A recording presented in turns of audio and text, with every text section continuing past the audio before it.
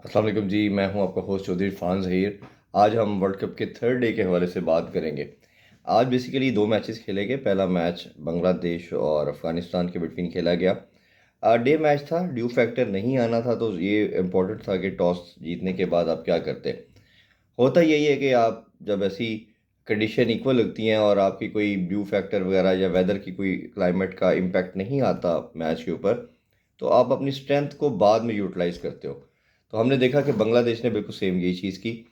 उनको पता था स्पिन हमारी स्ट्रेंथ है और बैटिंग हमारी स्ट्रेंथ है, और उनको था कि हमारे पास लेट मिडिल ऑर्डर तक बैटिंग है, तो हम स्पिन से इनको पहले फंसा सकते हैं। शुरू में बॉल ज़्यादा ग्रिप करेगी और हम इन पे अटैक कर सकते हैं, और वही किया। लेकिन उससे पहले फाउंडेशन उनके पेस अटैक ने भी की। शरफुल ने बहुत अच्छी बॉलिंग की, मुस्तफिजुर ने बहुत अच्छी बॉलिंग की, और उसी मोमेंटम को फिर मेहदी ने और शकीबुल हसन ने साथ कंटिन्यू करके 156 रन पे आउट किया।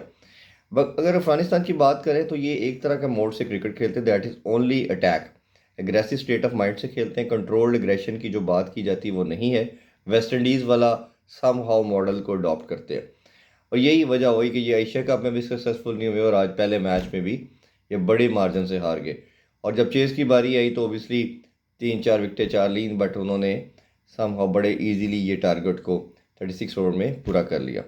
तो ये एक मेरा ख्याल है बांग्लादेश के लिए बड़ा अच्छा साइन है, और उनके पास एक होप रहेगी इवेंट के अंदर कि हम आगे इस मोमेंटम को कैरी करें और अच्छा परफॉर्म करें। अगर दूसरे मैच की बात अगर थोड़ी करें तो वो तो वर्ल्ड कप की हिस्ट्री का एक one of the best runs, उन्होंने हाईएस्ट रन्स कर दिए। साउथ अफ्रीका ये अभी एकदम से ऐसी इनिंग्स नहीं खेली। अगर हम रिसेंट पास्ट में देखें तो अभी 400 से प्लस इन्होंने दो तीन दफ़ा कर चुके हैं। दुनिया का रिकॉर्ड भी इन्हीं के पास है, 434 ऑस्ट्रेलिया के अगेंस्ट, आप सबको याद होगा, चेज़ किया। और अभी रिसेंटली अभी इन्होंने सीरीज़ के अंदर भी 414 भी किया, जिसमें क्लासन ने 175 किए थे। तो क्लासन और मार्करम और मिलर, ये जो ट्रायो बना है इनका, ये मेरा ख्याल है दुनिया का one of the most lethal trio है बैटिंग के अंदर मिडिल ऑर्डर के लिहाज से।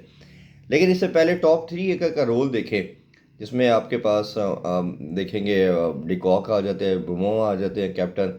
मेरा अभी भी थोड़ी सी रिजर्वेशन उनकी कैप्टन के होने पे और एज ए बैटर होने पे है, बट अगेन उनकी कुछ है रिक्वायरमेंट के 4 कलर प्लेयर खेलेंगे। उसके साथ साथ अगर देखें तो साथ उनके पास जो दूसरा था, वो अगर हम देखें तो बड़ा बेहतरीन किस्म का उन्होंने, तो अगर उस हवाले से देखें तो वो एक जिस तरह की उन्होंने फाउंडेशन बनाई, उसी के बाद अटैक करके उन्होंने एक हिस्ट्री का, जैसे मैंने कहा कि सबसे बड़ा टोटल वर्ल्ड कप की हिस्ट्री का बना दिया। तो ये एक बड़ी आउटस्टैंडिंग थी। बट श्रीलंका जिस शेल में ऑलरेडी था, वो शेल यही था। एशिया कप के फाइनल में डिज़ास्टर हमने देखा, और बिट्स एंड पीसीज में परफॉर्मेंस इनकी आ रही थी लास्ट 2-3 साल में।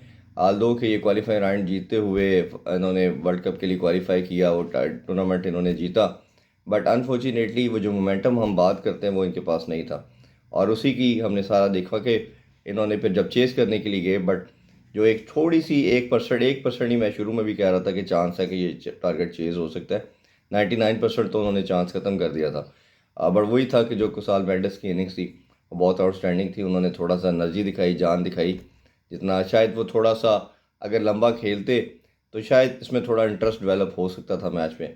बट नेवरदलेस उन्होंने कोशिश फिर एंड में यही की कि हम जितने कम मार्जिन से हारे, कि कल को अगर हमारे रन रेट पे बात आए तो बहुत बड़ा लॉस की जो डिफ़ीट है, वो डिफ़ीट का मार्जिन बड़ा ना हो, तो उस पर उन्होंने काम किया। तो उस लिहाज से ये दोनों आज के मैच थे, और मेरा ख्याल है कि जो डिज़र्विंग विक्ट्री थी वो दोनों टीम ने ली जिन्होंने अच्छा खेला। इंशाल्लाह आपसे दोबारा कल दोबारा मुलाकात करेंगे और उस पर नेक्स्ट मैच पे बात करेंगे। Thank you.